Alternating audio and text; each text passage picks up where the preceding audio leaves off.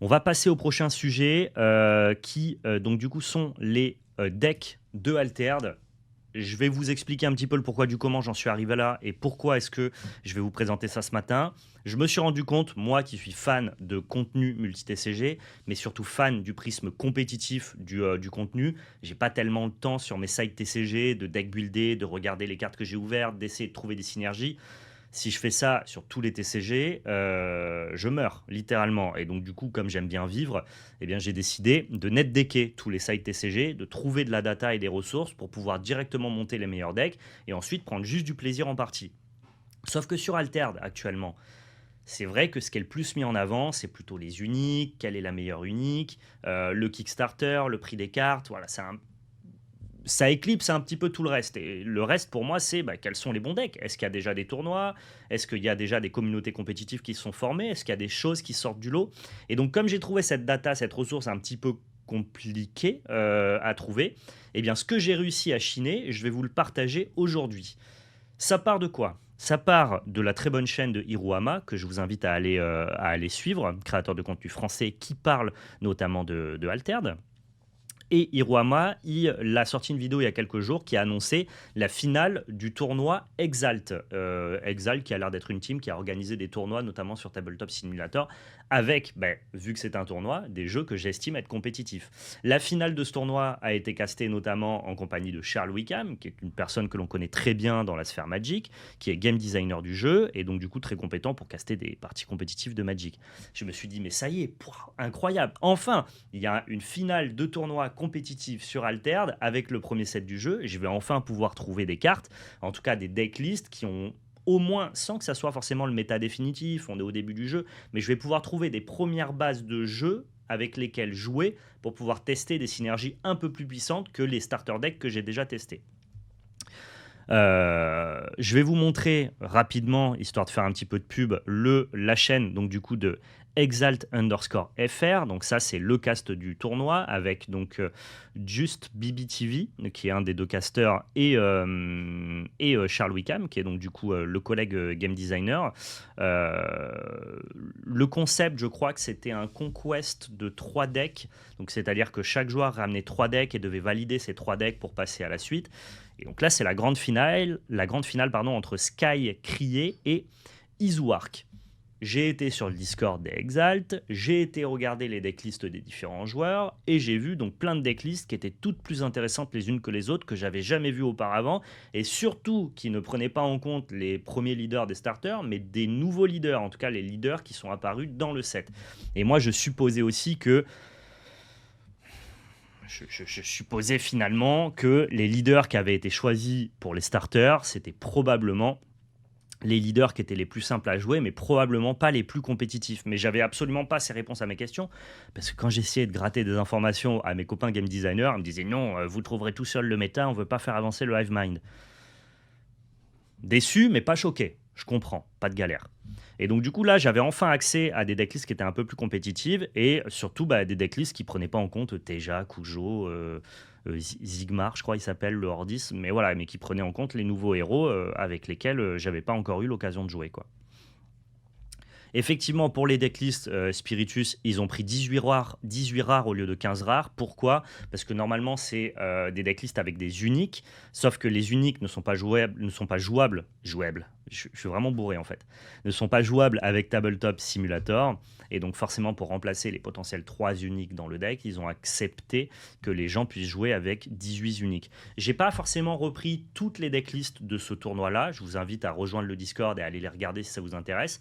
Moi, j'ai été sur un site que je vais vous montrer qui s'appelle altered.ajorda.com qui a l'air tout à fait fonctionnel pour justement trouver des decklists de Altered. Et j'ai regardé globalement toutes les decklists qui étaient uploadées sur ce site-là et qui ressemblaient de près ou de loin aux différentes decklists qu'on pouvait retrouver, notamment chez les 2 finalistes de ce tournoi-là. Je vais enlever le chat histoire de ne pas vous gâcher le texte des cartes, qui est quand même le plus important.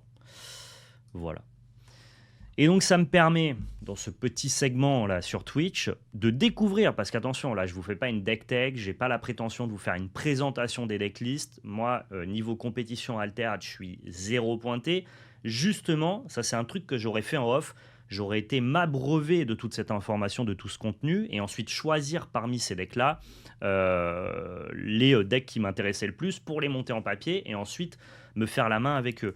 J'ai aucune prétention de vous expliquer comment les decks marchent, j'ai juste la prétention de me faire relais passeur d'informations de quelque chose que j'ai trouvé par moi-même et de vous le divulguer ici pour que très facilement, si vous arrivez sur cette vidéo qui sera uploadée sur YouTube, vous puissiez déjà, pour chacune des factions, trouver un deck qui, au-delà d'être compétitif, a l'air au moins d'être un petit peu tuné, un petit peu plus ou moins bien monté, quoi. Alors clairement, il y a beaucoup de choses à prendre en compte sur ce qu'on a vu dans les match-up. Ah bah peut-être, Cled, c'est justement ce qui m'intéresse de le faire en live, c'est que je sais que là, vous, sur le chat, il y en a, c'est déjà des mangeurs d'alter, tu vois, il y a déjà des gens qui ont déjà joué, qui connaissent déjà le méta, qui sont déjà bien compétitivement dans le lot. Donc moi, l'idée, c'est que je vais découvrir les 6 decks. Je me suis quasiment pas trop spoilé et je voulais partager ça avec vous. Et vous, vous allez pouvoir globalement m'aiguiller sur le ressenti. Et peut-être qu'à la fin de cette vidéo-là, je saurai sur quel deck je veux partir. Parce que je le fais aussi pour moi, je le fais pas que pour vous. Je vous le dis, ça c'est un truc que je fais dans mon quotidien, quoi. Donc autant vous le faire partager, parce que c'est vrai que si tu cherches, ne serait-ce que tu tapes decklist compétitif sur YouTube, un gars qui te présente des decklists, il n'y en a pas beaucoup. Donc la plupart des decklists vont jouer 15 rares sans unique, ou alors 18 rares qui prennent en compte 3 potentiels uniques. Mais ça, vous faites votre popote après. L'important, c'est surtout de voir quels sont les héros qui sont le plus mis en avant et quelle est la stratégie qui est poussée autour d'eux. La vraie chose qui sera différente, c'est le format. Il semble quasiment acquis que les tournois compétitifs seront en BO1, donc pas du tout avec 3 héros, etc. Ça change tout en fait, car tu te manges la méta directement, sans changer de méta, d'un héros à un autre. De ce que j'ai testé avec 2-3 potes en secret, nos decklists sont vraiment différentes, et aussi via les uniques. Bien sûr, mais moi ce que je te donne ici, Claedos, c'est une base de départ, et la plupart des gens qui testent en secret, bah, du coup vous conservez vos decks en secret. Moi j'ai vraiment envie de pouvoir répondre aux besoins que moi j'ai eu, parce que si je l'ai eu, je pense qu'il y en a plein d'autres qui l'ont eu, et ce besoin-là, c'est juste dire en mode ok, j'ai mes cartes, j'ai mon Kickstarter, je sais pas par quoi commencer, je sais pas où regarder, et j'ai envie de partir sur une base, une bonne decklist. Après, qu'elle soit évolutive, qu'elle soit finalement pas si bonne que ça ou pas, c'est le hive mind et le metagame qui le dira, mais moi au moins je vous propose de partir avec une bonne base globalement. Ouais, donc il y a sur pas mal de decklists que j'ai sélectionné, 18 rares à la place de 15 rares, qui seront donc du coup des listes avec lesquelles vous pourrez remplacer 3 des rares par 3 uniques. Bon, c'est un peu anecdotique. Moi, ce qui m'intéresse, c'est surtout de montrer des stratégies qui sont poussées avec les autres leaders que ceux qu'on connaît dans les starters. Il y a un héros vraiment au-dessus du méta pour l'instant? Non. Oui, visiblement, il y a un héros qui a l'air de vraiment sortir du lot, en tout cas qui a été ramené par quasiment tous les joueurs de la compétition et qui est un des héros les plus buildés de sa faction, donc ce qui sous-entend que pour le coup, il a l'air de vraiment prendre le pas sur tout le reste. Et je vais vous le présenter juste après, c'est Waru, qui est un des héros Ordis, notamment le fameux héros qui joue des Robins des Bois, ce qui en fait donc du coup une des uniques les plus intéressantes. Une fois que l'outil de deck building sera disponible dans l'app, j'imagine aussi que ce sera plus facile pour tout le monde de tenir des datas facilement. Tout à fait, tout à fait. C'est compliqué de demander aux gens de faire 3 jeux 9 uniques alors que tu as passé 1 an à parler du fait de t'attacher à une faction et d'avoir clairement annoncé qu'il aurait un classement en héros en plus du top 8. Ouais, bien sûr, là c'était la structure du tournoi, ça permettait justement aux gens de ramener plusieurs decklists, donc du coup de pouvoir mettre en avant plusieurs decks qu'ils auraient deck buildés. C'était sur Tabletop Simulator, donc t'as pas besoin d'avoir les cartes. Je trouve que la structure de leur tournoi des Exalt était vraiment propice à ramener plein de héros. Après évidemment, nous justement on va rechercher à se baser sur 1 ou 2 héros pour pouvoir justement mitiger au maximum l'investissement financier.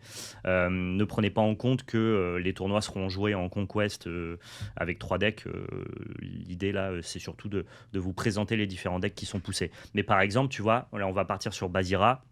De ce que j'ai vu, quand tu regardes les decks les plus buildés de Bravos, bah, c'est tout le temps Basira qui ressort. Quand tu regardes dans les discussions méta que j'ai pu trouver sur les Discord, bah, les gens ils prennent en compte Basira. Quand on parle même de decklists qui ont des vocations un petit peu défensives, le propos c'est souvent attention, contre Basira, tu risques d'être léger en interaction. Donc ça veut quand même dire que finalement chez les Bravos, En tout cas, moi, c'est ce que j'ai l'impression d'en comprendre. Et les commentaires, ils sont bienvenus sur YouTube pour invalider ce que je dis.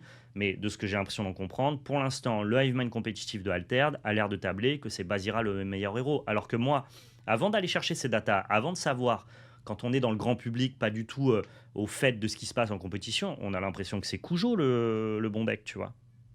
Et ben, Kujo, pas mentionné le truc, quoi.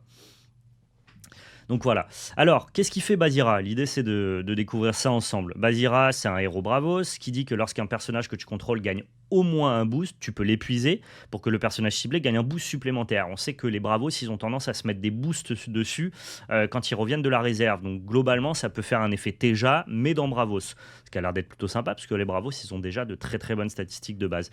Une des cartes les plus cassées du jeu actuellement, celle qui ressort aussi beaucoup des discussions de ce que j'ai vu, c'est le Havre Bastion de Bravos. Donc on va la lire ensemble. Elle se joue pour 2 et elle revient pour 2. Ça ravitaille quand tu la joues, donc elle te fait un peu de carte advantage.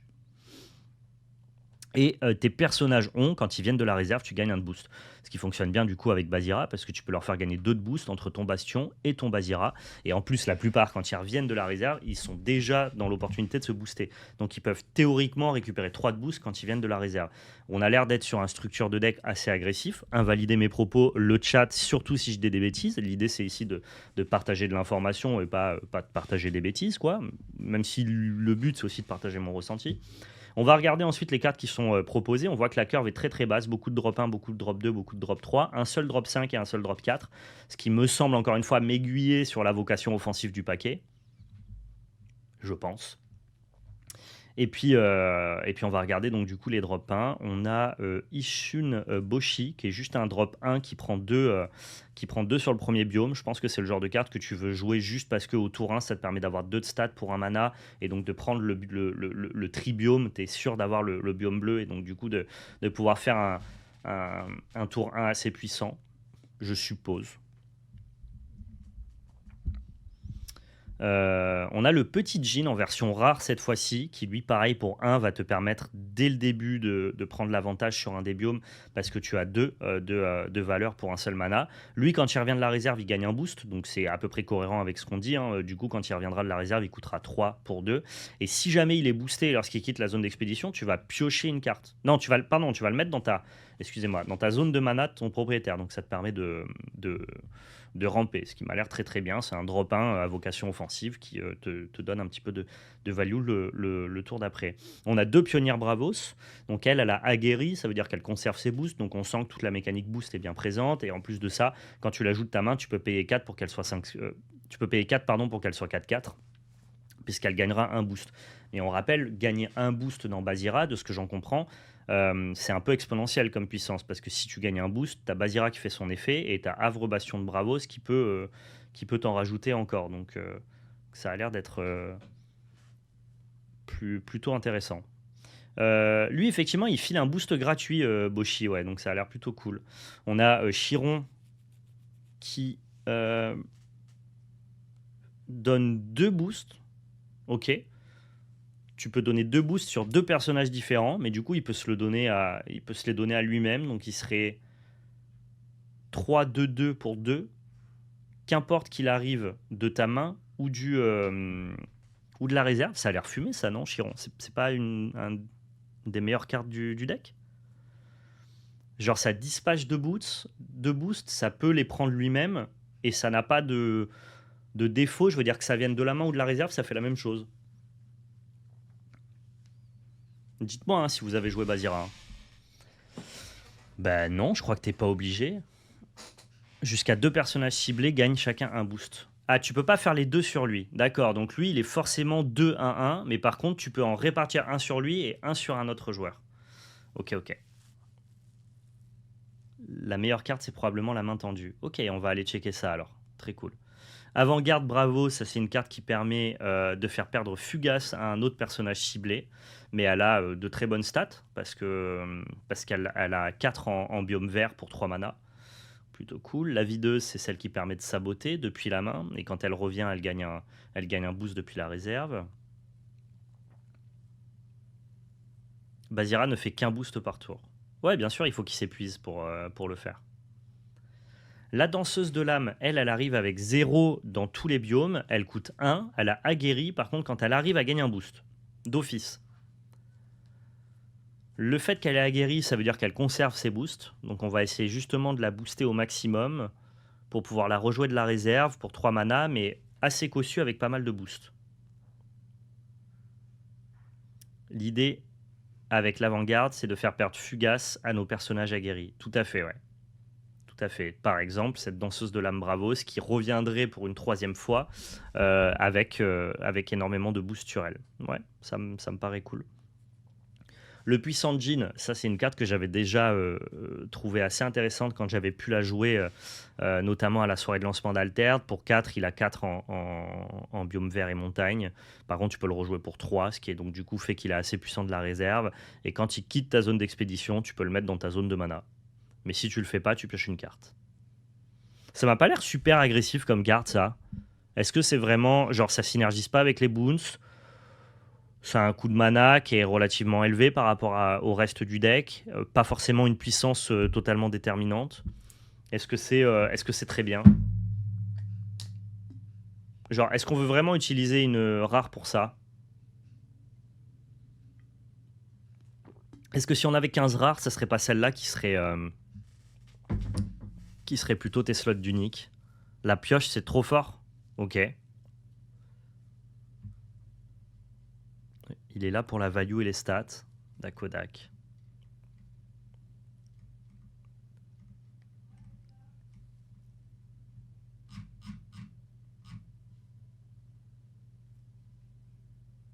Il a jamais fait le cut chez nous, par exemple. Ok, donc toi, tu es d'accord avec moi que Laedusk, il est quand même un peu... il va pas tellement bien, je trouve, dans la structure agressive de Basira qui veut jouer très low curve. Je pense que Chiron, on peut le passer en commun. Je sais pas ce qu'il fait en commun. Basira, il puise vite sa main aussi. Ok, ok. Bon, voilà, prenez ça en compte dans le choix de votre decklist. Hein. Atlas, en rare, il est gigantesque et aguerri. Pour 5, il va pouvoir mettre 3 de stats sur les 2 biomes différents. Donc c'est un énorme pâté.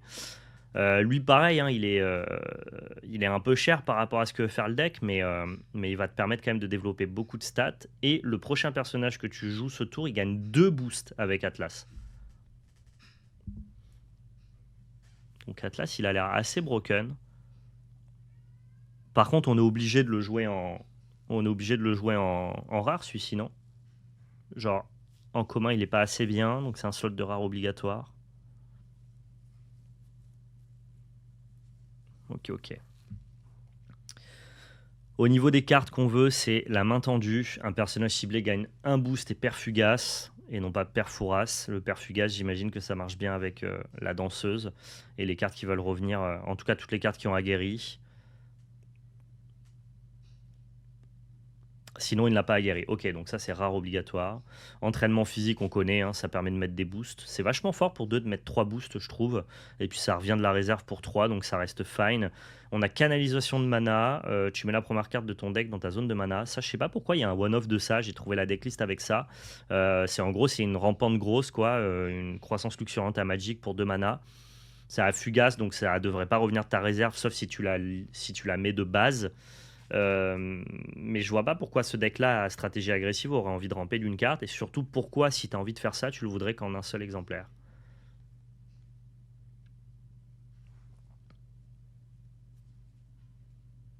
Faut oublier cette carte-là dans Basira. D'accord, on est d'accord. Pour le reste du deck, ça a l'air d'être la bonne base.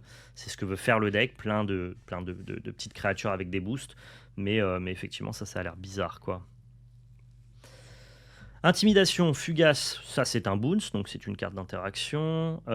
Éruption de mana, ça te permet de défausser une de tes orbes de mana, mais c'est pas très grave si t'as rampé avec Djinn, et c'est pas très grave parce que globalement ton deck il a pas trop envie d'aller en net game, et ça te permet de gérer n'importe quel personnage ou permanent. Ça m'a l'air super bien quand même. Éruption de mana. Ah, et là ça coûte 2. Waouh, ok. Si jamais on n'avait pas Atlas, on pourrait avoir plus de versions rares d'éruption de mana. Ça a l'air vachement cool ça, je trouve. Ok, donc la base du deck, c'est avoir des bastions rapidement, mettre des boosts sur vos créatures, leur faire perdre Fugace, avancer très rapidement. Et Basira, il est juste là pour, un peu comme Teja, booster les statistiques de ton paquet. Donc on a une des versions les plus agressives de Bravos. Et c'est, je le crois, bien meilleur que Kujo. N'hésitez pas à me le confirmer dans le chat.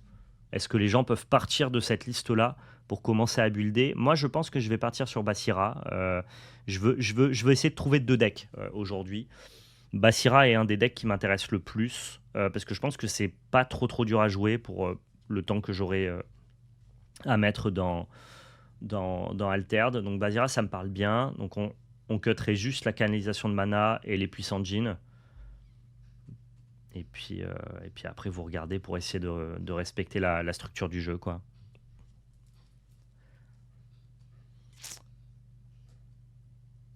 Tu rajouterais des Sun Wukong en rare. Ok.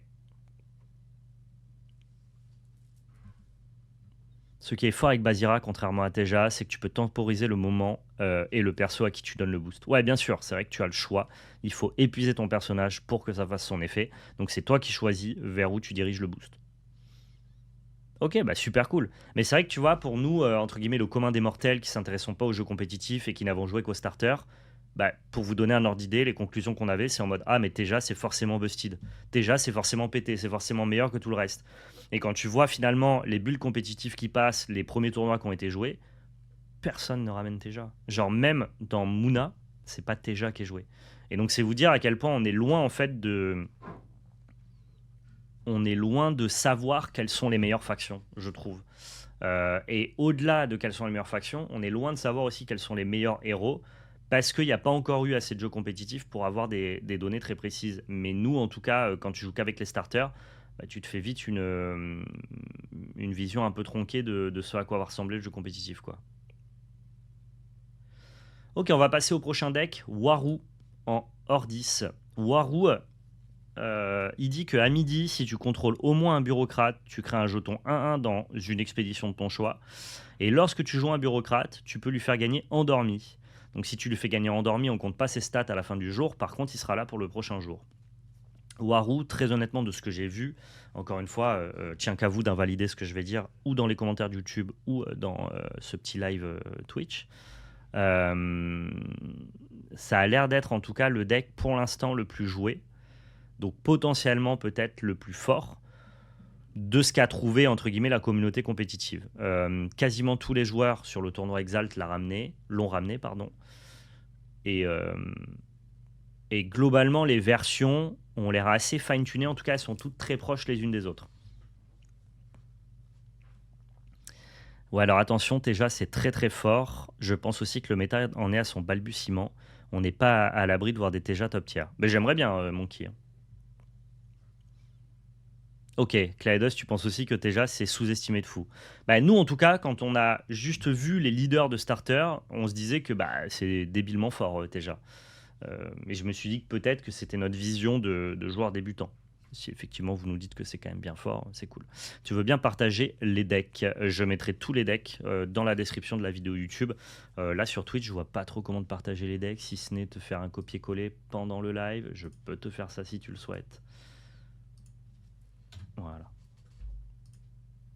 Ouais, au moment où j'en parle, je te fais le copier-coller, il n'y a pas de souci.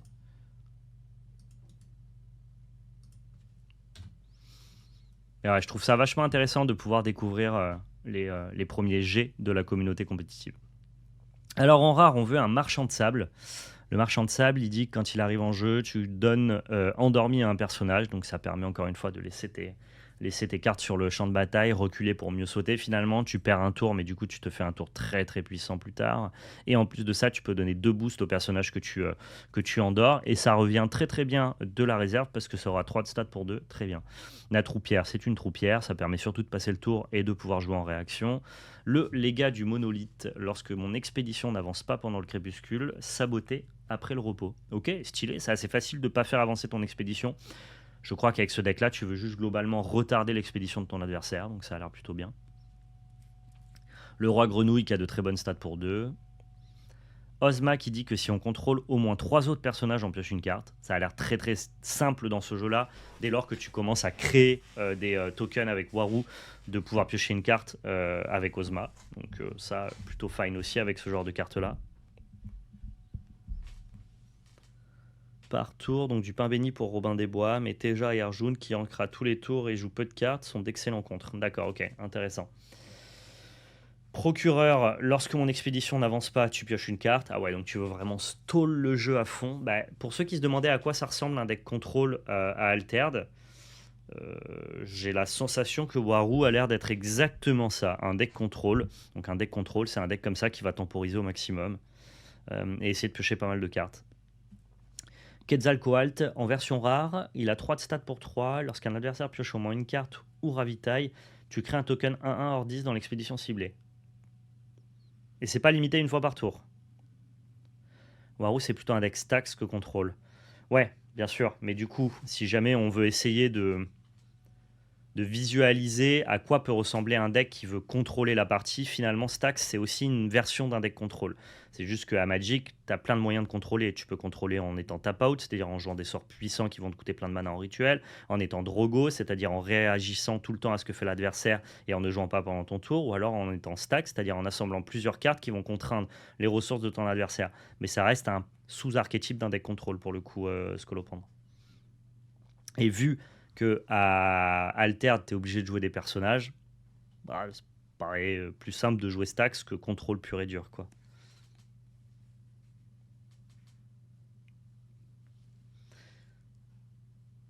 S'il est endormi, ça marche au matin.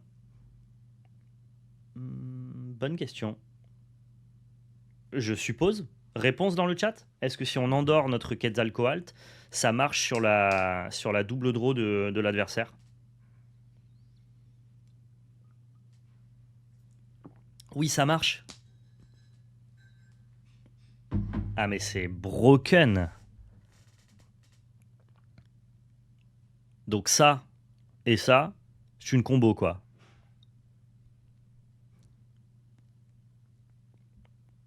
Oui, ça ne fait qu'un jeton, pardon. Ça ne fait qu'un jeton parce que c'est lorsqu'un adversaire pioche au moins une carte. Donc c'est plusieurs triggers de pioche qui créent plusieurs jetons, mais le trigger de début de tour de piocher 2 cartes ne fait qu'un seul jeton. Stylé. Ok. Ici Toc, la version rare pour 5, c'est une 3-3-3. Vos autres expéditions et l'expédition qui lui fait face ne peuvent pas avancer. Le plan de jeu de stall, tu veux ralentir au maximum la progression de l'adversaire. Et ça marche bien donc du coup avec toutes les cartes qui te permettent de piocher des cartes si tu empêches l'adversaire d'avancer. J'adore ce deck. Je vous le dis là déjà, je pensais pas aimer. Moi, je suis pas du tout Ordis. Ça m'a très frustré dans les starter decks. Les joueurs d'Ordis qui généraient plein de tokens partout. J'avais l'impression que c'était vachement plus fort que ce qu'on faisait. Notamment moi qui jouais Kujo au Teja. Et là, le fait de stall, de ralentir, d'essayer de contrôler un peu l'adversaire en essayant justement de l'empêcher d'avancer sans avoir besoin d'avancer de notre côté pour piocher plein de cartes et tout, ça me fait grave kiffer. Effectivement, ici Toc endormi, c'est pas Stern pour l'oppo, quoi. Ah, mais je comprends pourquoi Waru c'est le deck le plus joué pour l'instant. Ça a l'air juste très fort, hein, franchement. Robin des Bois, on le connaît, lui pour 4, il dit que les cartes jouées par l'adversaire coûtent 1 de plus, donc plus ton adversaire il veut jouer plein de cartes et plus ça va le contraindre. Alors qu'à l'inverse, si ton adversaire il veut ramper pour jouer un énorme port, bah, du coup Robin des Bois on s'en fout un peu. Coûte normalement 4 pour 4-4-4. Ok, donc c'est pour ça qu'on joue les bonnes rares comme Quetzalcoatl en 3-3. J'adore ce deck. Tot, il dit quoi? Il est 3-3-2 pour 3 lorsque mon expédition n'avance pas. Ok, pareil, quand ça avance pas, tu fous un token. Robin des Bois, bureaucrate, je piche pas le lore. J'ai pas Master Affinity. Ok, chargé, ça permet juste de buffer ton board. Entraînement à l'esprit d'équipe, tu envoies en réserve un personnage ciblé avec un coup de X. X, c'est c'est un anti-bet en fonction de ton board. Et saut adhésif, c'est pareil, un anti-bet qui permet de défausser ou d'envoyer en réserve en fonction du CCM.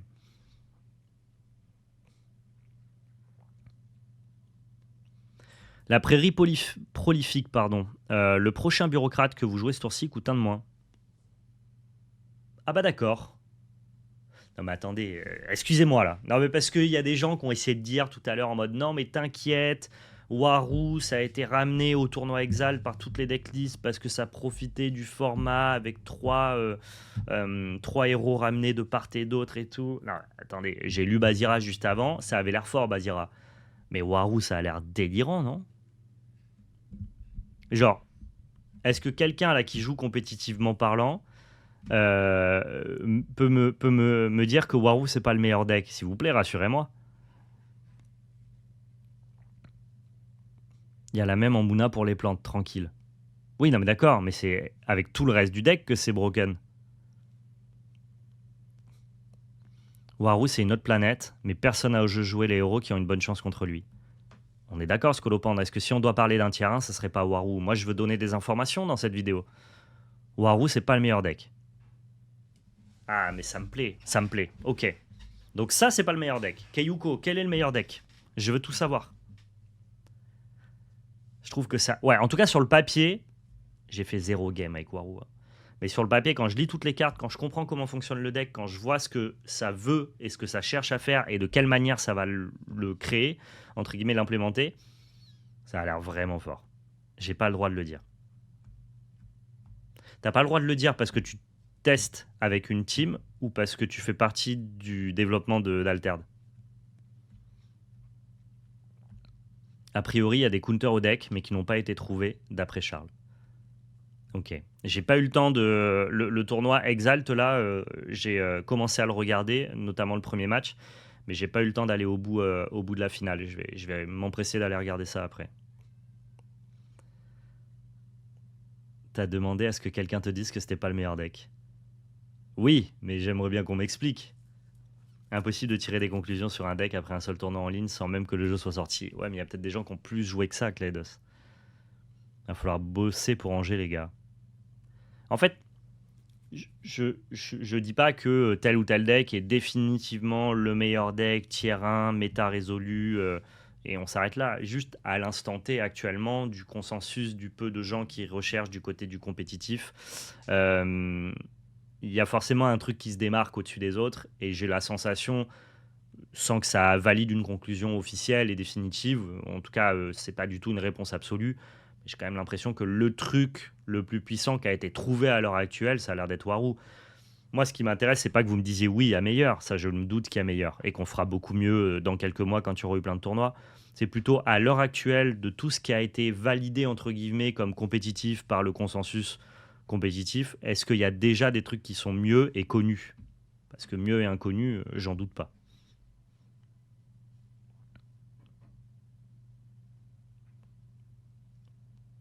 Ouais, c'est ça, Taitu. Il peut y avoir plein de counters à Waru, mais de ce qu'on connaît actuellement, ça a l'air d'être quand même le truc le plus vénère, quoi. Le consensus, c'est que Waru est probablement un des plus solides. Ok, mais du coup, c'est ce que je ressens quand je vois la liste. Ça marche.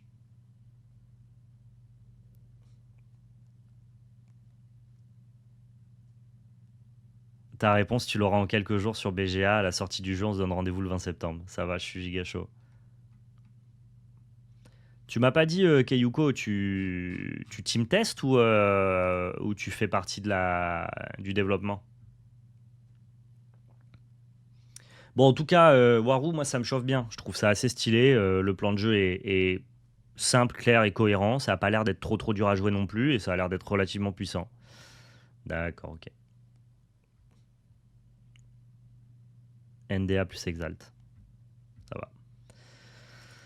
Let's go, on va passer du coup à Traced Sum. Alors pour être très honnête, chez Axiom, c'est une des rares factions où j'ai trouvé quasiment autant de builds autour d'un héros que de l'autre. Alors pas le héros du starter deck, mais les deux autres héros.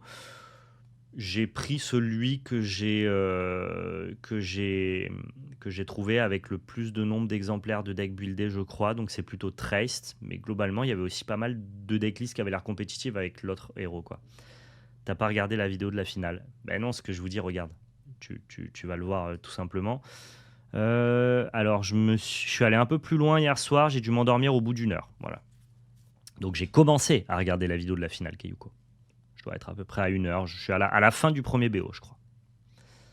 À la fin du premier BO. Donc voilà, Traced, mais il y a aussi ce leader-là, là, je ne sais pas comment il s'appelle, qui avait l'air plutôt intéressant en Axiom. Donc lui, il fait quoi? Lorsqu'une carte quitte ta réserve pendant l'après-midi, si tu as au moins 5 compteurs ferraille, tu gagnes. Si tu as moins pardon, de 5 compteurs ferraille, tu gagnes un compteur ferraille. Et si tu as au moins 5 compteurs ferraille, tu gagnes engager, piocher une carte, puis mettez une carte de votre main en réserve. Ok, donc tu as un effet loot. Sauf que le loot là, il est moins punitif parce que tu mets ta carte en réserve et mettre tes cartes en réserve dans Axiom, c'est une mécanique qui est plutôt forte parce que tu as plein de bons effets qui viennent de la réserve. Lorsqu'une carte quitte votre réserve. Par contre, tu es capable de mettre vite beaucoup de compteurs ferraille sur Traced. Ouais, c'est Choubache, l'autre héros. Moi, je profite de pouvoir dire ce que je pense. Ce sera plus le cas dans quelques semaines. Ok. Charles qui se retient de trop en dire, c'était top. Ok, mais trop bien. Mais allez voir cette vidéo-là. Hein. Si vous ne l'avez pas vue, regardez la finale. J'ai hâte de pouvoir la finir. Donc là, je suppose que l'idée, ça va être de faire quitter beaucoup de cartes de ta réserve pour mettre un maximum de marqueurs sur Traced qui va te permettre mécaniquement de piocher des cartes, faire de la value et re-remplir ta réserve. Ce qui fait que le deck s'auto-alimente un petit peu tout seul. J'imagine que c'est plutôt une base agressive. On va le voir. Ici, on met une carte de notre main en réserve. Donc, ouais, c'est exactement ce que veut faire le deck, visiblement. Ici, ça nous permet de pouvoir passer le tour avec des petits drops à 1. Le récupérateur qui veut ravitailler, ça nous permet de mettre des cartes en réserve. La fée clochette, c'est une carte qui nous permet de saboter. J'essaye de comprendre un petit peu ce que veut faire le deck. Quelle est la trame centrale, quoi. Ça, c'est juste des statistiques, je suppose. Pareil pour Amelia. L'avantage, c'est qu'ici, par exemple, on a l'impression que c'est un très mauvais personnage, mais comme tu veux passer par ta réserve pour jouer la plupart de tes cartes, j'imagine que c'est une 2-2-2 pour 1. Et ça, ça m'indique clairement l'orientation du paquet. On a aussi le Havre Bastion, qui est une carte Boros qui est en transfuge chez Axiom, qui te permet aussi de ravitailler et qui fait exactement la même chose d'ailleurs. Tes personnages gagnent 1 de boost quand ils viennent de la réserve. Sauf que autant dans Bravos, c'est cool de jouer tes cartes de ta réserve et de les booster, autant dans ce deck-là, c'est vraiment genre, tu veux tout le temps jouer tes cartes de la réserve. Donc du coup, le Havre Bastion de Bravos, il a l'air juste complètement broken dans ce deck-là. Le deck veut mettre des bastions en jeu et jouer 2, 3, 4 personnages à chaque tour depuis la réserve. Ouais, c'est ce que j'avais l'air d'en comprendre du coup. Ça joue Ada Lovelace, magnifique comme carte, qui, quand elle vient depuis ta réserve, te permet de mettre une carte de ta main en réserve pour piocher une carte. Ok, donc ça continue à alimenter le jeu.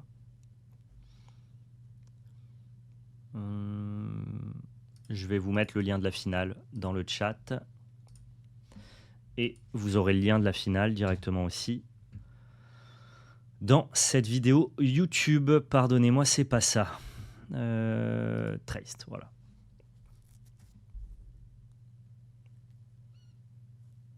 On joue Coppelia. Coppelia, c'est un 2-2-2 pour 2. Lorsqu'il va en réserve depuis ta main, tu peux le jouer gratuitement. Et il gagne endormi. Donc lorsqu'il va en réserve depuis ta main, tu peux le dropper directement. D'accord, ça a l'air bien. L'avant-garde de Bravos, ça a des grosses stats. Et quand ça arrive en jeu, tu peux faire perdre fugace et gagner un de boost. Ok, ça c'est une des premières cartes qui n'a pas l'air thématique avec le deck, mais qui a l'air juste d'avoir des bonnes stats, j'imagine. C'est la version qu'on avait dans Basira, mais en transfuge pour Axiom. Elle a 3 de stats et elle fait ses effets quand elle vient de la réserve ou quand tu la joues de la main.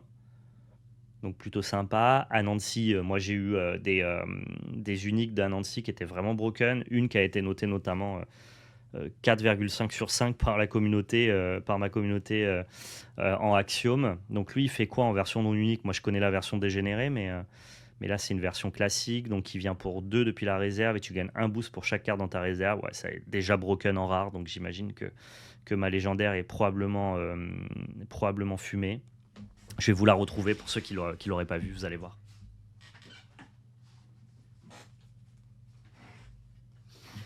On va essayer de comprendre ensemble pourquoi est-ce que les gens ont dit que ma Anansi était un peu trop forte.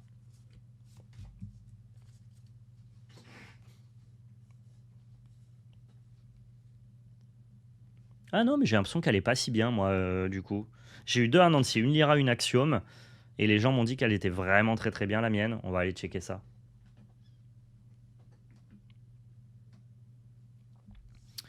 En gros, j'ai eu celle-là qui est 3-3-3 pour 4 ou 3-3-3 pour 2, ce qui est des bonnes stats quand il vient depuis la réserve. Mais par contre, ces effets se font depuis la main. Donc c'est contre-synergique avec ce que Anansi veut faire de base, c'est-à-dire venir de la réserve. Par contre, il dit que tu peux payer 1. Si tu le fais, tu gagnes un boost pour chaque carte dans la réserve de chaque joueur. Et en plus de ça, un personnage ciblé gagne un boost. Donc quand tu le payes 5 depuis la main, tu vas avoir une pile de stats monumentale. Je suis d'accord. Mais ça n'a pas l'air de fonctionner naturellement avec ce que veut faire Traced, c'est-à-dire jouer des cartes de ta réserve. Parce que lui, s'il vient de ta réserve, bah, il est 3-3-3 pour 2, c'est tout. Donc pourquoi est-ce que les gens m'ont dit que ça, c'était broken comme carte? Est-ce qu'il y a un autre deck Axiom qui veut moins profiter de la réserve et qui va bien se gloutonner avec un Nancy?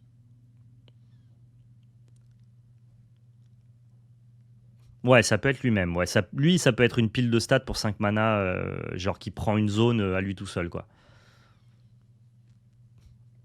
C'est sûr que dans le deck que tu présentes, ça passe moins bien, mais en stat, tu peux avoir un monstre. Ok, d'accord. Donc c'est peut-être pas pour, ce deck-là que la carte était valorisée. Et la Lyra était aussi plutôt broken. En tout cas, les deux avaient été très très bien notés. On a un Nancy ici, 2-2-1 pour 2. La carte dit qu'elle vienne de ta main ou de la réserve. Vous pouvez mettre une carte de votre main en réserve. Si vous faites ainsi, je gagne un boost pour chaque carte dans votre réserve.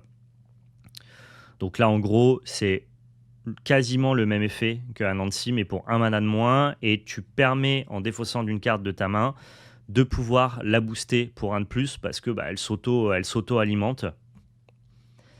Et en plus de ça, elle a un petit effet dans ta réserve. Donc celle-là, elle est top, mais celle-là, elle n'est pas Axiom. Vous voyez? C'est la Lyra qui est folle. Moi, les gens m'ont dit que celle-là était folle aussi. Hein, parce qu'ils me disent que pour 4 mana, les stats sont délirantes.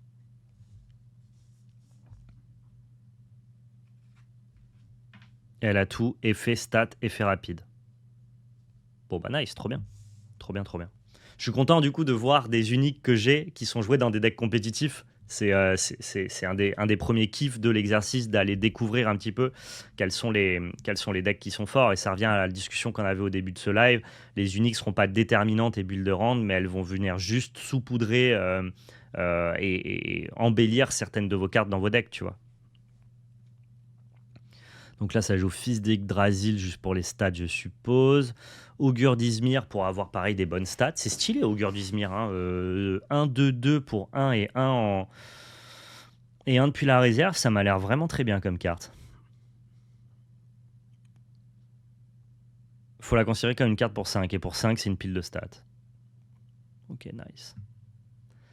Ici, on a de la gestion et encore de la gestion, classique et le bastion. Et ça, écoutez, franchement, Alter de votre jeu, il est trop bien parce que là, je viens de voir 3 decklists et j'ai envie de jouer les 3. Les 3 sont trop cool. Celle-là, mais celle-là, ça m'a l'air plus dur à jouer. Vous allez me corriger ou pas dans le chat. Je trouve que Basira et Waru sont des decks qui ont l'air d'être un peu plus autopilotés parce que tu n'as pas besoin d'avoir une gestion fine de ta réserve. Tu as besoin d'avoir une gestion de ta réserve classique, c'est-à-dire en étant un bon joueur.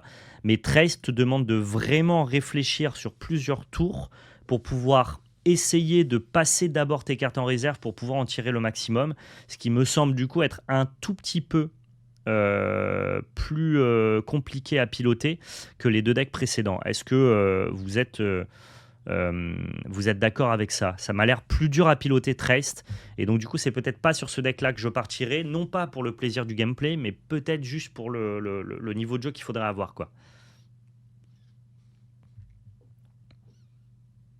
Traced est un peu plus technique en early. Une fois que tu as des compteurs, c'est de l'autopilote. Ok.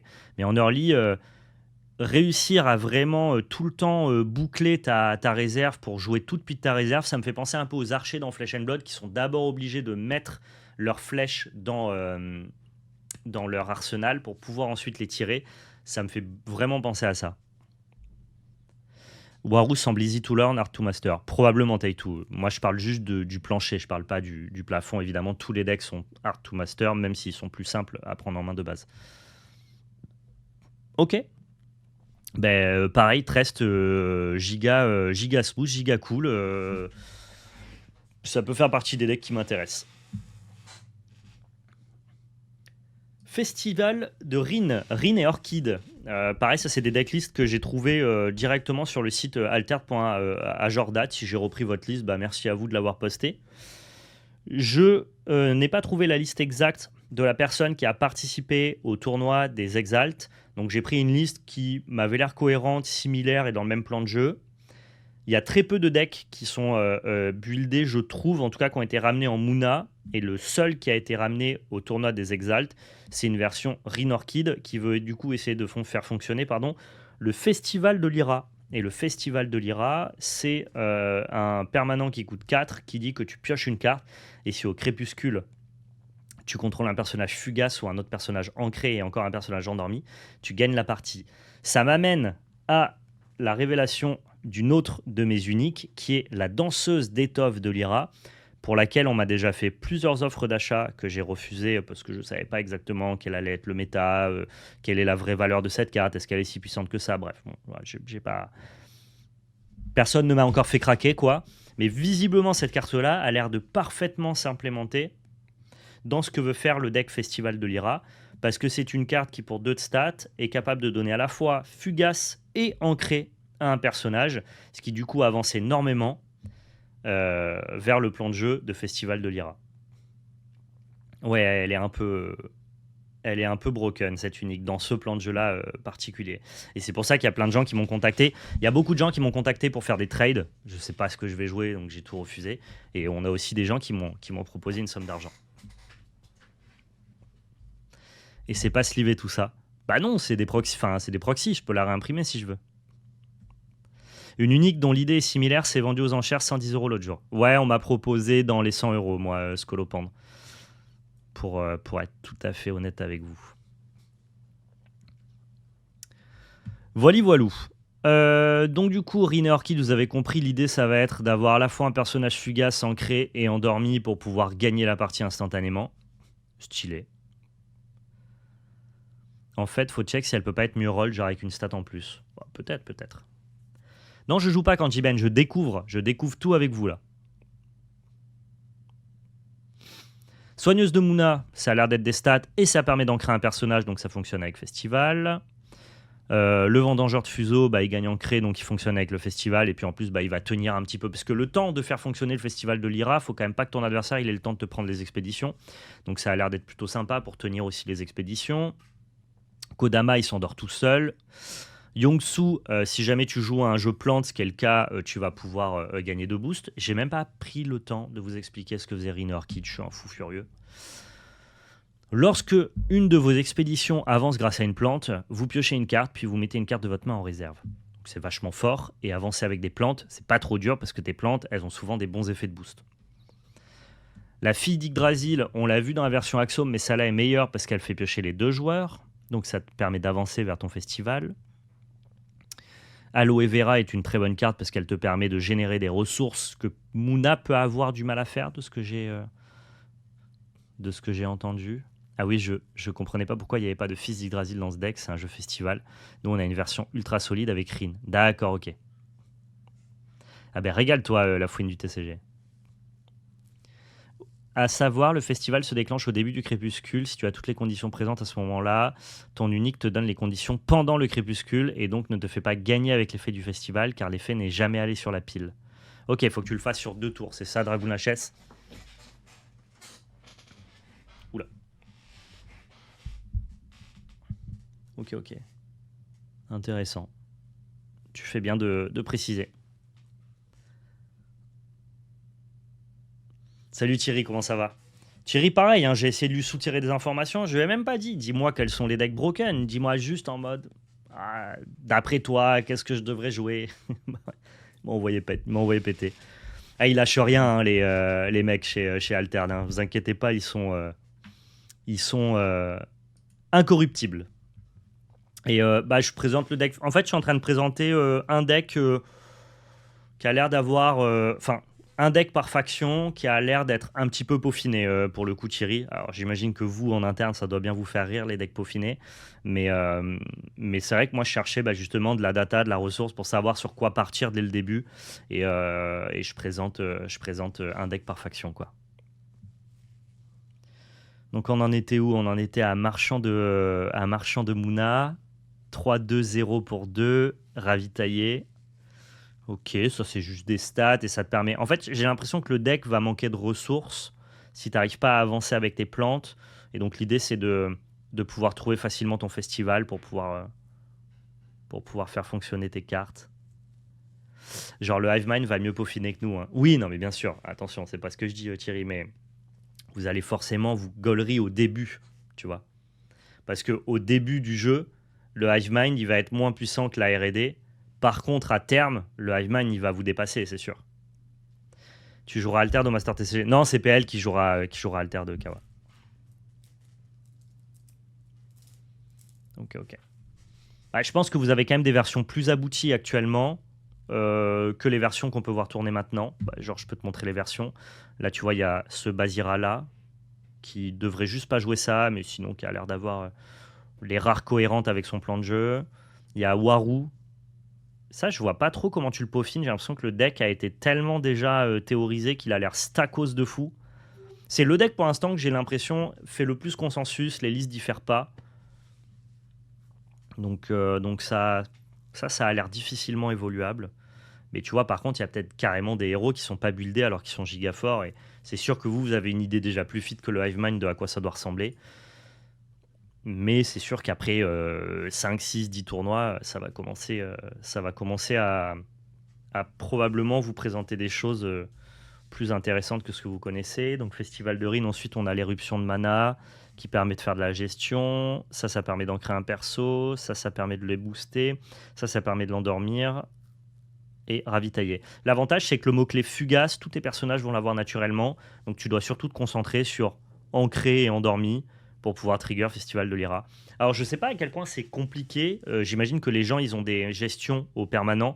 Et donc du fait que les gens aient des gestions au permanent, tu dois set up ton Festival de l'Ira seulement le tour où tu vas gagner la partie pour justement essayer de te prémunir de la gestion des adversaires. Donc du coup, tu profites rarement du fait de l'effet de piocher une carte, sauf si tu as un doublon en main. Puis en plus, 4 ressources, bah, ça veut dire que tu vas abandonner une expédition le tour où tu vas le jouer. Donc je ne sais pas à quel point ce jeu-là peut être compétitif, mais quand tu vois toutes les cartes qui permettent d'endormir et d'ancrer, je me dis ouais, ça a l'air pas très dur d'assembler le Festival de l'Ira. Peut-être que je surestime la carte, mais ça a l'air fun, mais fort quand même, tu vois.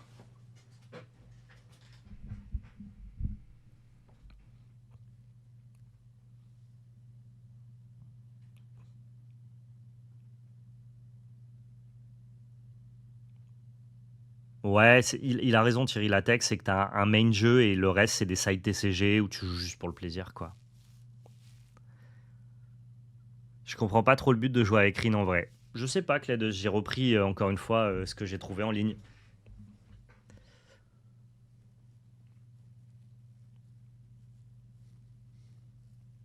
C'est lequel ton for fun?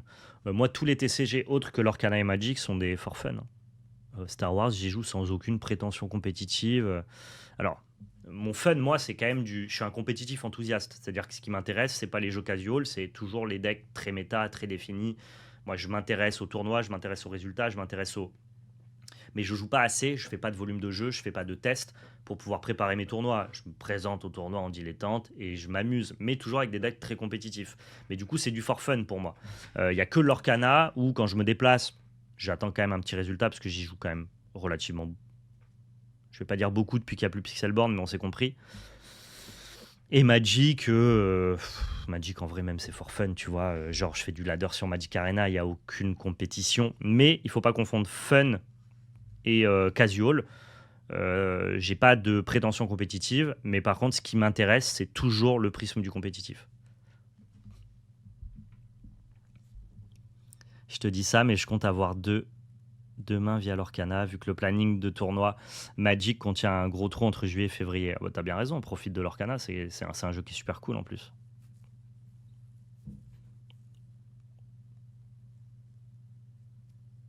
Mais du coup, ouais, mon for fun, moi, c'est tous les autres TCG. Hein. Star Wars, One Piece, Altered, Flesh and Blood. Je suppose que Rin, c'est pour pouvoir cycler plus rapidement, mais c'est mieux que d'avoir un ancré toujours présent avec Argent. Ok, ok, d'accord. Bon, bah, moi, c'est la propale que je vous fais ici de ce que j'ai trouvé. Ok, ici, on a Fen. Alors, pour le coup, Lyra, la faction Lyra, pour être très sincère avec vous, c'est la faction que j'ai trouvée étant le moins build. C'est la faction aussi où j'ai trouvé le plus de builds différents. Le plus de héros différents qui sont proposés. Donc ça a l'air d'être une faction sur laquelle les gens ne sont pas encore dans un consensus. Ça a l'air d'être une faction qui est peut-être sous-estimée aussi compétitivement. Et ça a été difficile de trouver des decklists que j'estimais être aboutis. Et en plus, moi, avec mon regard qui est très... Je débute, tu vois, dans Alter. Donc je ne sais pas exactement à quoi ça ressemble une liste aboutie, si ce n'est une liste qui a des comptes un petit peu carrés et qui a l'air d'avoir une stratégie un peu définie. J'ai regardé un petit peu tout ce qui avait été posté sur altered.ajordat.com et je vous ai sorti ce Fen aggro 18 cartes rares. C'est évidemment 15 cartes rares et 3 cartes qui devraient théoriquement être des uniques. Mais pour le tournoi Exalt, ils avaient donc l'autorisation de jouer à 18 rares. Fen, qu'est-ce que ça fait? Eh ben, on le saura pas parce que j'ai pas le texte. Comment je peux trouver le texte de Fen, les poulets? Je crois de mémoire que c'est... Tu ne pioches qu'une seule carte par tour et tu mets la première carte du dessus de ton pack dans ta réserve de mana et à midi, tu ravitailles de 1, c'est ça? Donc en gros, tu as moins de sélection, tu as moins de quality advantage, mais tu ravitailles de 1 tous les tours.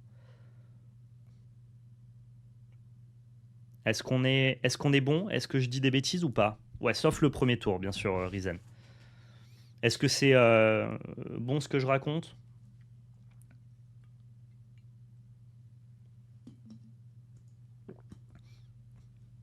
Ok, donc ça a l'air d'être un héros qui n'a pas de mécanique qui est buildée autour de lui, qui fait juste du card advantage tout seul. Et donc du fait qu'il fasse du card advantage tout seul, ça doit s'apparenter un petit peu à une pile mid-range où tu peux jouer plein de bonnes cartes juste parce que for value, tu vas toujours avoir une carte de plus. Cela dit, ça m'étonnerait pas qu'il y ait un petit sous-thème réserve, juste parce que le carte met des cartes en réserve tous les tours, non? À voir, on va voir. Donc là, ça joue une fée clochette pour sa beauté. Nice. Le Scald de Lyra pour les stats, le Martingale pour les stats, en tout cas pour passer la priorité. Hathor pour les stats, Anansi.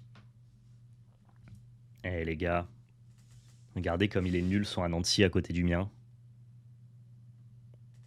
Pas le même bail, hein. Mais ok, ça joue quand même Anansi. C'est bizarre qu'il joue pas la version rare. Mais ok, fine. La croupière de l'Ouroboros, pareil, ça a l'air d'être des énormes stats. J'ai l'impression que c'est une version mid-range en fait, Fen. Enfin, mid-range aggro avec juste beaucoup de statistiques. Ça n'a pas l'air de partir sur un build de très contrôle comme le voulait Scolopendre. Dites-moi ce que vous en pensez un peu s'il y a un deck de Lyra, de la faction Lyra qui sort un peu plus du lot, ou si globalement Fen aggro, ça a l'air d'être le consensus actuel. Ici, on a 2 Amal, qui est une carte de gestion. Ça, les stats sont juste trop bien, quoi. 4-4-4 pour 3, stylé. Le héros de papier, qui est une transfuge de Seordis, qui est vachement moins bien, mais qui te permet pareil d'avoir un drop 1 pour passer le tour. Alors, Fen, c'est... Thierry, fais pas ça, ça me brise quand vous faites ça. Vous savez que moi, je suis un curieux maladif. Hein. Les gens comme moi, qui jouent à 72 TCG, qui ont 3 chaînes YouTube et qui postent plein de vidéos tout le temps, c'est des gens qui sont curieux maladivement parlant. Tu vois, genre moi, le compétitif, savoir que je pourrais avoir accès aux insights de Altered parce qu'elles existent, mais que je n'y ai pas accès parce que tu te censures, Thierry, eh bien ça me frustre. Ne joue pas avec ça. Ne joue pas avec ma frustration et ma curiosité, je t'en supplie. Le disciple studieux, lui, il est pareil, drop 1, mais en plus de ça, il a un effet. Le prochain sort que tu joues quand il vient de la réserve, il coûte 1 de moins. Ok, très stylé. Fen, c'est la cam de Thierry. Ok, ok. Pour Lyra, je passe mon tour, très peu regardé, pas fan du design. Ok. Non, des dés. Je sais pas ce que tu voulais dire, Cleidos. Moi, j'aime bien, hein, franchement, quand je lis juste le texte de Fen et Crowbar, c'est un des héros qui me hypait le plus, parce que c'est juste, tu fais du CA gratuitement, il n'y a pas forcément de stratégie autour du héros, quoi. Ta cam, c'est Aurak, parce que tricher sur la mana, ok.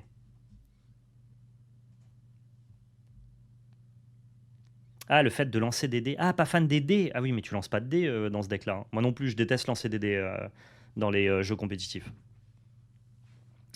Bon, bref, là, ça joue aussi entraînement a cappella. Un personnage ciblé gagne fugace. Le cocon d'étoffe, ça permet de faire de la gestion. Prison de peinture. Défausser une carte de votre réserve pour réduire son coût de 2. Donc, ça veut dire qu'elle coûte 2 quand tu défausses une carte de réserve. Et tu renvoies un personnage sur le dessus du pack. Ça a l'air chéros, ça, non? Il n'y a pas une version rare de ça? Ça a l'air un peu... Ça a l'air un peu chéros. Oui, il faut aussi regarder tous les effets défauts de la réserve, effectivement, parce que avec Fen et Crowbar, tu vas toujours avoir une carte dans ta réserve, effectivement. Et ça permet d'avancer d'une région, donc ça a l'air bien pour finir en late game, quoi. Bah écoutez, ce deck-là, je sais pas trop quoi en penser. J'ai pas l'impression qu'il soit très synergique par rapport à ce qu'on a vu avant, donc du coup, j'ai pas l'impression qu'il soit plus fort que ça. Mais il a que des bonnes stats et un bon hero power. Et genre, ça me parle bien, quoi. Si ça, c'était un bon deck, ça me plairait, hein.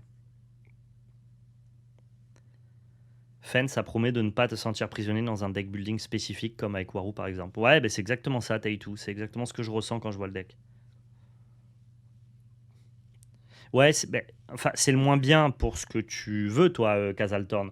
Parce que c'est le moins bien car on ne voit pas de plan de jeu particulièrement bien représenté. Il y a des gens qui aiment aussi jouer good stuff, tu vois. Qui aiment aussi jouer juste des cartes qui sont puissantes et indépendantes.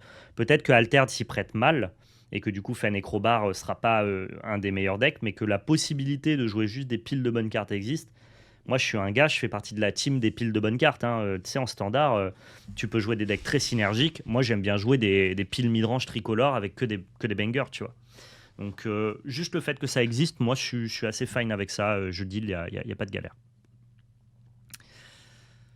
Dernier deck dont on va parler, Afanas et Senka en Izmir, la faction qui promettait d'être une faction très contrôle et qui ici nous pond une version plutôt plus tempo, qui veut essayer de booster ses personnages, un peu, un peu dans l'idée de Bazira, sauf que Bazira va le faire en jouant tes cartes depuis la réserve ou alors en mettant des boosts sur tes personnages, alors que Afanas, lui, va le faire en passif, en jouant des sorts. Donc ça va te demander d'avoir un savant mélange entre tes personnages et tes spells. Et là où Afanas, pardon, si tu es capable de le builder vraiment aux petits oignons, bah, du coup ton hero power il va être vachement plus fort que les autres parce que tu vas être capable de mettre plusieurs boosts sur tes personnages parce que ton pouvoir de héros il n'est pas limité dans le tour en fait. Banger à jouer ce deck proche de Magic, c'est un régal. Ouais, ça a l'air très Isaac Prouesse, quoi. Est-ce que ça va être le June d'Altered? Ben, Fen, ça ressemble un peu au June d'Altered dans ce cas-là, Kayuko, quoi. Moi, je lis Prouesse. Ouais, ouais, moi aussi. Donc, du coup, j'imagine qu'on va vouloir jouer des personnages aguerris, des personnages qui se boostent, plein de petites cartes de low curve que tu vas vouloir booster avec tous tes spells. On va voir si mon pressentiment est bon. On joue effectivement la danseuse de l'âme Bravos, ouais, qui est en transfuge, qui est délicieuse, parce qu'elle a aguerri, parce qu'elle se booste, qu'elle vienne de la réserve ou alors qu'elle vienne de la main. Et en plus, on va pouvoir lui rajouter des boosts avec Anafenza. Anafenza, c'est une carte de Magic avec Afanas. C'est dommage qu'il n'y ait pas un bastion de Bravos en transfugismir, non? Non, vous n'êtes pas d'accord? Genre ce deck-là avec un bastion de Bravos, ça vous parle? Il y a un random champignon éternueur. Je sais pas trop ce que vaut la qualité de ce one-off. J'ai repris la decklist du finaliste Sky Crié, je crois, du tournoi Exalt. Donc il saurait mieux dire que moi pourquoi il y a un champignon éternueur. Ça fonctionne avec des boosts, mais pourquoi il y en a qu'un, je ne sais pas. Disciple studieux, ok, ça c'est bien pour pouvoir passer la main, avoir quelques stats en early game, ça sabote, donc c'est trop bien. Ah, elle est Izmir, la fée des dents originelle. Ah, pour 2 mana, saboter, c'est la seule carte qui fait ça, je crois, qui sabote pour 2, hein. Ouais, ok. Bah ouais, ça a l'air d'être juste les bonnes stats, mais du coup, pourquoi t'en veux pas plus, Thierry, de champignons éternueurs là-dedans? La fée des dents, c'est banger. C'est pas une des meilleures raisons de jouer Izmir, d'avoir fait des dents. De mana sabot comme ça. Ciao. Ça m'a l'air fort.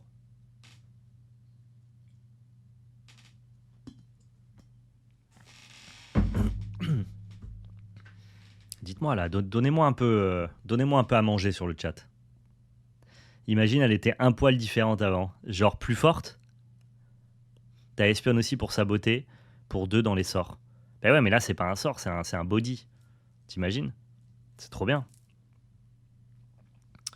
Mage danseur du Kadigir. Donc ça, pareil, c'est un personnage qui se booste. Et en plus, si t'as plein de boosts, tu pioches une carte. Ok, trop bien. Et Afanas, ça a la gueule. Je vais essayer de faire des calls. On va essayer de se projeter. De tout ce que j'ai vu là, Afanas, ça a la gueule d'un deck broken. Hein. Non? Genre, si t'es vraiment capable de trigger plusieurs fois sa capacité par tour, bah, tu vas faire juste mécaniquement plus d'effets héros et plus de boost que les autres decks, non?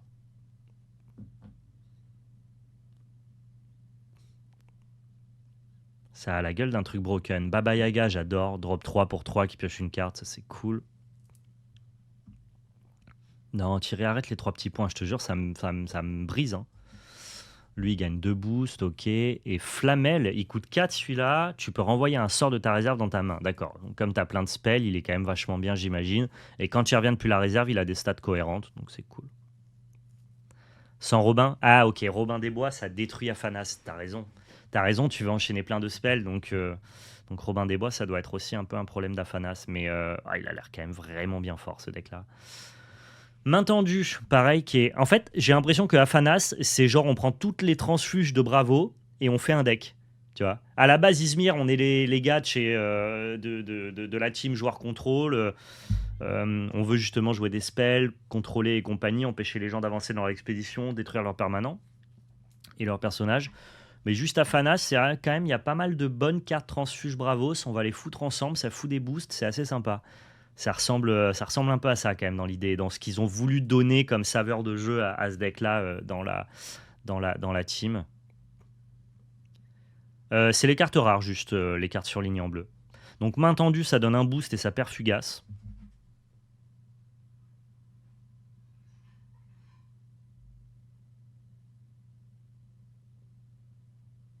Vous avez compris, hein. Ça a l'air bien. Intimidation, on connaît. Imperchibé, ok, ça donne ancré. Ah ouais, donc tu veux vraiment ancrer tous les tours tes cartes giga boostées. Il y a qui d'autre qui a aguerri? Lui, il a pas aguerri. Tu peux pas donner aguerri? Il y a que elle qui a aguerri. Ouais, donc c'est elle que tu vas ancrer tout le temps en fait. D'accord. Ça, c'est trop bien, un sommeil réparateur. Ah, mais pour avoir la même version que Moona, t'es obligé de la jouer en rare dans Izmir. Eh ouais, ouais. Bien sûr, c'est normal. Entraînement magique, c'est trop bien. Hein. Pour un mana, tu pioches une carte et du coup, tu mets un marqueur avec Afanas. Donc la carte, elle est brillante dans ce deck-là. Zoo, c'est de la gestion. Donc plutôt cool. Espionnage, ça permet de saboter et ravitailler. Ok, c'est quand même vachement fort. Hein. C'est plutôt sympa. Le mage danseur, il s'ancre bien? Ouais, ok. Ah bah lui, oui. En fait, perdre fugace, c'est cool, mais ancrer, ça marche aussi avec les persos sans qu'ils aient besoin d'être aguerris, parce que du coup, tu les ancres et ils vont jamais perdre leur marqueur puisqu'ils restent sur le board. Ok, ok. Portail de bannissement pour de la gestion, ça me paraît ok. Et une furie du kraken. Ok. Ben ça, pareil. Alors, de ce que moi j'ai vu là pour l'instant en vous présentant les listes, comme ça, à froid, hein, et si jamais justement vous en savez plus que moi, dites-moi. Waru et Afanas, ça a l'air quand même pas mal fort, quoi. Vraiment jouer ce deck, c'est la meilleure pub alterne. C'est vrai? Et est-ce que tu dirais que c'est difficile à prendre en main? Ça a l'air quand même plus difficile à prendre en main que Bazira ou Waru. Dans l'idée, ça a l'air d'être le deck un peu funky. Ça a l'air d'être le deck qu'on n'a pas résolu. Ça a l'air d'être le bon deck pour commencer. Ça a l'air d'être le deck le plus dominant pour l'instant. Ça a l'air d'être le deck le plus technique à jouer. Et ça a l'air d'être le deck broken, mais pas facile à jouer non plus, tu vois. Mais un peu broken caché, pas comme Waru. C'est le sentiment que j'ai en étant totalement vierge de toute compétition à Altered et en découvrant les decklists ce matin avec vous. est-ce qu'on part sur ça? Est-ce qu'on acte ça ensemble? Afanas, c'est fort et fun, mais si tu as un deck avec beaucoup de gestion en face, tu vas pleurer car t'as pas tant de body que ça. Si tu regardes, ouais, mais le premier match de la finale, c'est Keyuko, c'est Afanas. Et effectivement, j'ai un peu vu tourner, ce qui peut peut-être biaiser aussi mon jugement. Mais tu vois, j'ai vu que cette danseuse de l'âme Bravos, elle va quasiment jamais quitter le board, quoi. Bon, bah, je veux jouer. Bah, n'hésite pas, Ryzen, hein, jouez, hein. Jouez tout ça Altered. Amusez-vous, le jeu a l'air super cool. Moi, j'avais adoré les starters, mais quand je vois les possibilités de decks compétitifs, encore une fois, je refais le disclaimer, c'est probablement pas des listes définitives, c'est probablement pas les meilleures listes compétitives que vous pourrez trouver, c'est probablement pas les versions définitives qui seront peut-être jouées au tournoi d'Angers. Il va falloir avoir plus de gens qui testent, un Hivemind encore plus important. Mais je trouve que c'était cool de pouvoir mettre en lumière des premiers jets, des listes qui ont l'air quand même déjà vraiment bien plus push que ce que vous allez faire avec vos starters. Je veux dire, quand tu as joué Kojo et Bouddha et que tu vois ce que veut faire Bazira, tu te dis, ok, là on passe dans une autre sphère, on a des decks qui sont beaucoup plus synergiques, qui jouent des cartes beaucoup plus puissantes. Et moi, l'idée, c'était surtout de vous transmettre ça, de vous partager ça, de vous trouver en fait, de vous partager ce que j'ai trouvé en voulant justement avoir accès à des informations plus compétitives. Donc voilà, testez, jouez, partez de ces decks-là pour commencer. Et puis après, au fur et à mesure des tournois, ils auront vocation peut-être à évoluer, ou alors peut-être que la liste de Waru est déjà pas mal déjà peaufinée, tu vois. Donc je trouve ça intéressant. Je trouve ça plutôt cool. Je, je vous partagerai donc toutes les listes là que je vous ai présentées dans la description de cette vidéo. Et si vous avez des choses à rajouter, bah, n'hésitez pas à les rajouter en commentaire, je lirai tout.